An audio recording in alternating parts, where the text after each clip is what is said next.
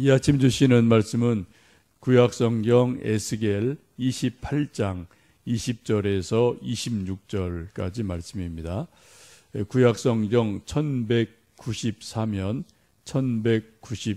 에스겔 28장 20절에서 끝절까지 말씀 합독하십니다.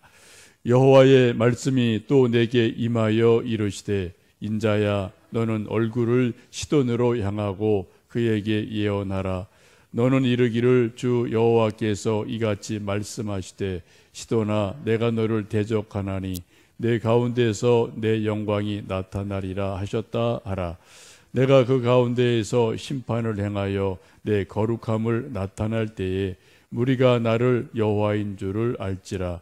내가 그에게 전염병을 보내며 그의 거리에 피가 흐르게 하리니 사방에서 오는 칼에 상한 자가 그 가운데 엎드러질 것인즉 무리가 나를 여호와인 줄을 알겠고 이스라엘 족속에게는 그 사방에서 그들을 멸시하는 자 중에 찌르는 가시와 아프게 하는 가시가 다시는 없으리니 내가 여호와인 줄 그들이 알리라.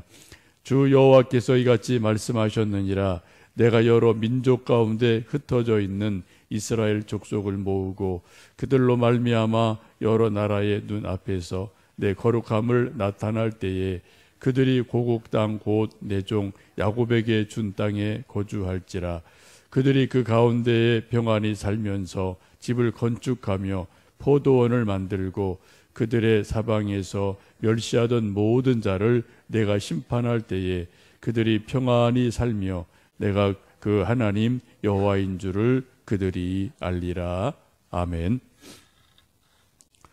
이전 말씀까지는 주로 이스라엘과 유대에 대한 심판의 말씀이 있습니다. 이제 28장 그 앞뒤로부터는 주변 나라들에 대한 심판과 경고의 말씀이 쭉 이어지게 됩니다. 오늘 함께 읽으신 에스겔 28장 1절에서 19절까지는 두로 왕에 대한 심판을 말씀합니다. 두로라는 나라는 이스라엘 주변에 있던 나라죠. 근데 당시 무역으로 경제적인 성장을 많이 거둔 부강한 나라였습니다. 근데 참 이상한 것은 나라가 경제적으로 성장하자 두로와 백성들 왕들이 교만하게 됩니다. 그래서 스스로 두로가 그 왕이 자신을 신이라 하면서 하나님처럼 행동하고 말하는 그러한 일이 두로 왕에게 나타나게 됩니다. 참 이상하죠. 사람들이 교만해지기 쉬운 몇 가지 세상의 특징이 있는데 그 중에 하나가 지식, 권력, 돈, 이 세 가지가 사람을 교만하게 만드는 아주 강력한 그러한 세상에 있는 것들임을 압니다. 좀 공부 많이 한 사람들이 지식 때문에 교만하기 쉬운 것을 보고요. 또 평상시는 이렇게 좀 고분고분하던 사람이 권력을 차면 소위 완장이라고 그러죠. 권력을 가지면 또 교만해집니다. 요즘 여러 가지 뉴스에 나오는 어떤 차관도 그저 참 사람이 좋았다는 말을 듣는데 차관이 되니까 사람이 변했다. 그런 말을 주변에서 많이 했다는 것 우리가 뒷뉴스에서 우리가 좀 이야기를 듣죠. 또 돈을 많이 가지게 되면은 사람이 이상하게 좀 어깨에 힘이 들어가는 일들이 일어나죠. 부자가 겸손하기는 참 힘듭니다. 예수님도 말씀하기를 부자가 하나님 나라 들어가기가 어떻게 해요? 낙타가 바늘귀로 들어가는 것처럼 어렵다. 이게 불가능하다는 건 아닙니다. 가능한데 아주 힘들다. 왜요? 교만하니까 라고 예수님도 말씀한 것을 봅니다. 부자이면서 지식이 있으면서 권력이 있으면서 겸손한 사람은 정말 훌륭한 사람이에요. 그런 사람을 우리가 존경해야 됩니다. 정말 성숙한 사람임에 틀림이 없습니다. 지금 두로라는 나라가 경제적인 성장을 이루고 무역이 잘 돼서 부강하자 자신을 신이라고 부르는 일이 일어나게 되죠. 그러자 하나님께서 그 어리석은 두로 왕을 그 교만을 심판하시게 됩니다. 인간이 아무리 뛰어나고 그 힘과 권세가 많아도 하나님과는 감히 견줄 수가 없어요. 그렇죠? 이 세상에 뭐 진시황 아니라 뭐 알렉산더 아니라 나폴레옹 뭐 누구라도 하나님과 견주어서 이길 자가 없고 감히 하나님보다 내가 더 힘이 있다라고 말할 수 있는 존재가 이 세상에는 인간 자체에게는 없죠. 그런데 우리 사람들이 하여튼 교만을 하게 되면 하나님이 그 교만을 그냥 그대로 방치하지 않으십니다. 반드시 하나님이 교만에 대해서 손을 보시는 것을 우리가 성경 속에서 뭐 역사 속에서 잘 봅니다. 여러분, 교만의 특징은 무엇일까요? 교만의 특징은 그 사람을 어리석게 해요. 사실은 자기가 똑똑하다라고 하는데 사실은 어리석은 길로 가는 거죠. 자고하는 자는 어리석은 자임에 틀림이 없습니다. 그러니까 죄를 가까이 가게 돼요. 결국은 하나님을 잃어버리게 돼요. 그래서 하나님 없이 내가 이런 것이 교만의 극치인 것을 보게 됩니다. 잠언 16장 보시면 그런 말씀이 있죠. 교만은 패망의 선봉이요 거만한 마음은 넘어짐의 앞잡이니라. 우리 사람들이 누구나 다 뭐 넘어질 수 있는데 넘어지는 그 가장 쉬운 법이 뭐냐? 하나님 말씀하기를 거만한 마음을 가지면 어느 순간 빠당 넘어진다라고 성경은 말씀을 합니다. 하나님은 교만한 자를 물리치시고 겸손한 자를 찾으신다고 뭐 신약 구약 곳곳에서 우리에게 말씀을 하십니다. 1절에서 19절까지는 두로 왕의 교만에 대해서 내가 심판하리라 라고 말씀을 합니다. 함께 읽으신 20절에서 26절 말씀까지는 24절까지는 이제 시돈에 대해서 교만에 대해서 심판하시는 거고요. 25절, 26절은 이스라엘의 회복과 복에 대해서 말씀을 합니다. 시돈 역시 지중해 연안에 있던 그러한 자그마한 나라인데 무역을 하면서 두로와 비슷하게 국가적인 큰 부를 이루게 됩니다. 경제 성장을 크게 이루어냅니다. 그러자 이들도 풍요로운 경제력을 믿고 교만한 생각을 하고 하나님을 무시하는 일들이 일어나게 됩니다. 참 묘하죠. 사람이 필요 이상의 돈이 많아지면은 하나님이 필요 없게 느껴지는 것 같아요. 하나님 없는 게 더 편한 거죠. 잠언에도 보면은 그런 말씀이 있지 않습니까?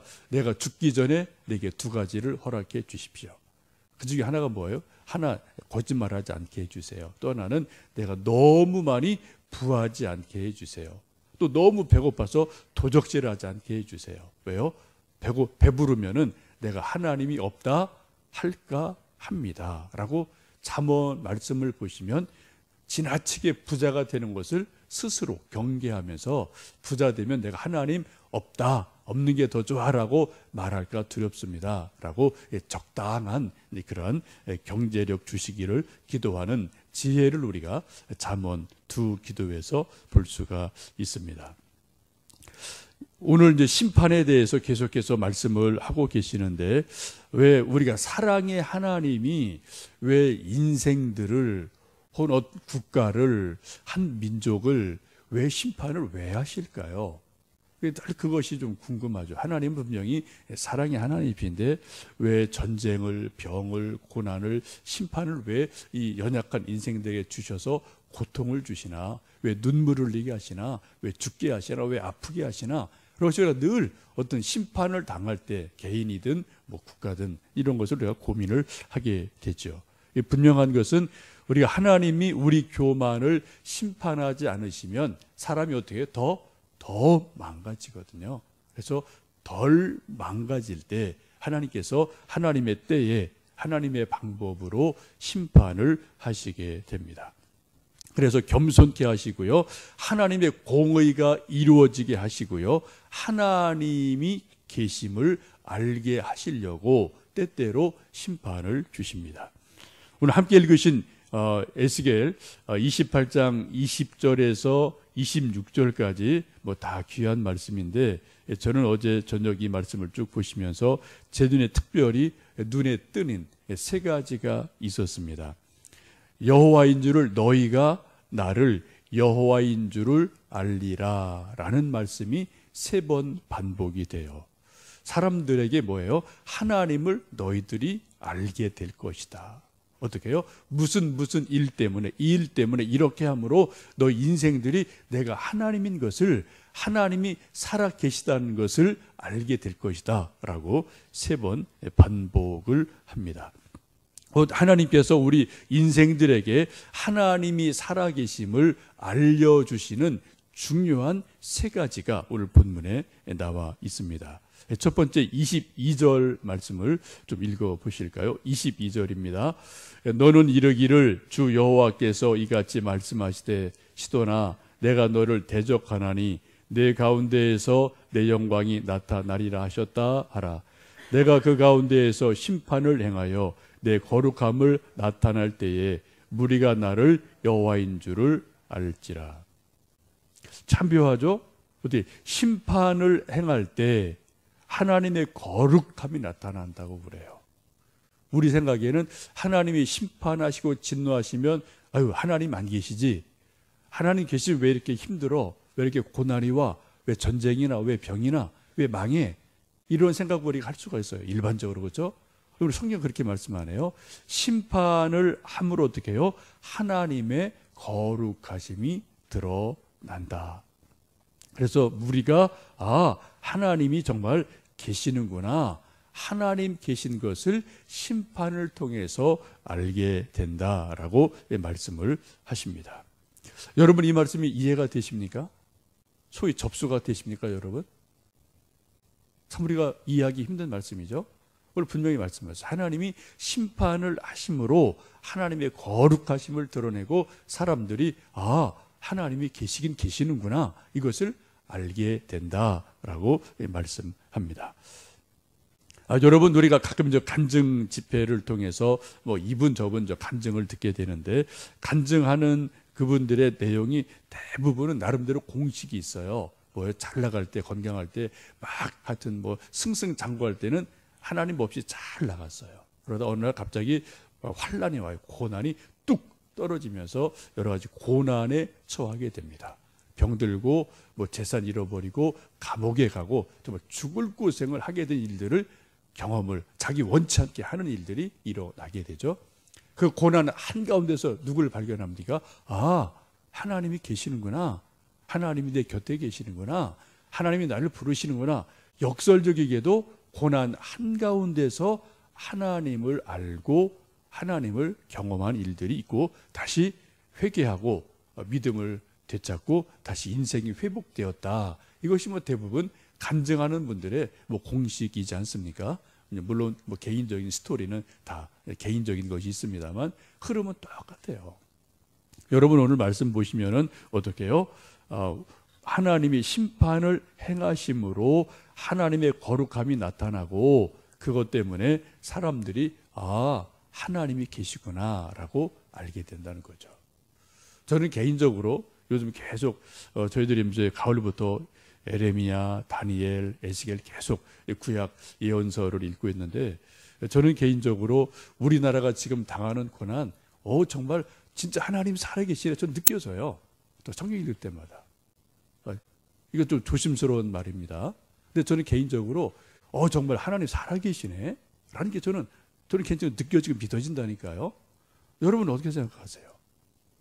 당연히 하나님이 우리나라, 하여튼 우리가 알지 못하는 뒤에 반문화가 이게 엄청나거든요. 반문화라는 게 이게, 여러분, 그죠?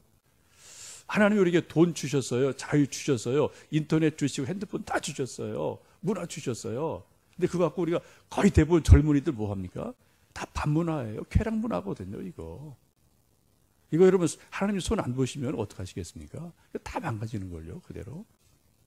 정치 문제뿐 아니라 이것은 제가 볼 때는 문화 문제가 저는 더 심각하거든요, 개인적으로 봅니다. 어쨌든 하나님이 여러 가지 우리에게 환난과 고난을 주시면서 정말 하나님 살아계시네 라고 우리가 느끼고 알게 되는 것이 있습니다. 오늘도 말씀 보시면 하나님이 심판을 하심으로 하나님 살아계심을 알게 한다라고 말씀을 하시죠. 23절도 비슷한 말씀입니다. 같이 23절 읽겠습니다. 내가 그에게 전염병을 보내며 그의 거리에 피가 흐르게 하리니 사방에서 오는 칼에 상한 자가 그 가운데서 엎드러질 것인즉 무리가 나를 여호와인 줄을 알겠고. 전염병이 생깁니다. 전쟁이 일어나서 칼에 피가 흐르고 죽는 사람이 막 옆에서 막 죽어 넘어져 가요. 이런 것을 보고 뭐라고요? 사람들이, 무리가 하나님이 살아계시는구나. 전쟁을 통해서, 살육을 통해서, 전염병을 통해서 하나님이 살아계시네 라는 것을 안다는 거죠. 이것도 참 우리가 이해하기 힘든 부분이죠. 이걸 분명히 하나님의 말씀이거든요. 전쟁과 전염병을 통해서, 살육을 통해서 하나님이 살아계시는구나 라는 것을 알게 됩니다.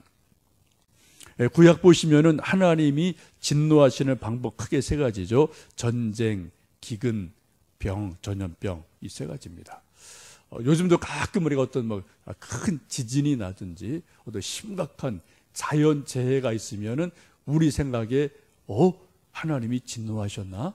하나님이 무슨 손을 보시나? 그런 생각이 우리 사람들의 속에서 언뜻 일어나거든요. 우리 믿는 사람은 물론이지만 믿지 않는 사람들도 큰 자연재해를 보면 신이 도하셨나? 하나님이 화가 나셨나? 이런 거 우리가 불안스럽게 여기는 일들이 종종 있습니다. 맞습니다. 신약이든 구약 보시면은 지진, 기근 다 이거 하나님이 쓰시는 하나님의 한 방편인 것을 우리가 보죠. 오늘 23절 말씀 보시면 전쟁, 전염병, 죽음 이런 걸 통해서 사람들이 하나님을 알게 되리라 라고 말씀을 합니다. 25절에서 26절은 조금 다른 면으로 하나님을 알게 해주시는 일이 있습니다. 25절, 26절 함께 읽겠습니다. 주 여호와께서 이같이 말씀하셨느니라. 내가 여러 민족 가운데 흩어져 있는 이스라엘 족속을 모으고 그들로 말미암아 여러 나라의 눈앞에서 내 거룩함을 나타낼 때에 그들이 고국 땅 곧 내 종 야곱에게 준 땅에 거주할지라. 그들이 그 가운데서 평안히 살면서 집을 건축하며 포도원을 만들고 그들의 사방에서 멸시하던 모든 자를 내가 심판할 때에 그들이 평안히 살며 내가 그 하나님 여호와인 줄을 그들이 알리라. 26절 보시면 그런 말씀이죠. 이스라엘 족속이 포로로 잡혀가고 흩어졌다가 하나님이 긍휼을 베푸셔서 다시 회복을 시켜주셔요. 귀국시켜 주십니다. 그래서 어떻게 해요? 평안하게 고국에서 거주하게 됩니다. 26절 보시면은 평안히 살면서, 평안히 살며, 이 말씀이 두 번 반복이 되죠. 집을 다시 새 집을 졌습니다. 포도원을 다시 만들어서 포도 열매가 풍성하게 풍년이 들었어요. 집도 새로 졌고 농사도 잘 됐습니다. 먹을 것이 넉넉하게 되었습니다. 이런 여러 가지 은혜를 주시면서 평안하게 살면서 하나님을 알게 돼요. 이게 은혜죠. 우리가 이제 원하는 것은 다 이쪽 부분이에요. 하나님 건강 주시고 평안 주시고 자녀들 형통하게 해주시고 다 나라도 큰일 없게 해주시고 이런 것들을 통해서 하나님을 알기를 원합니다.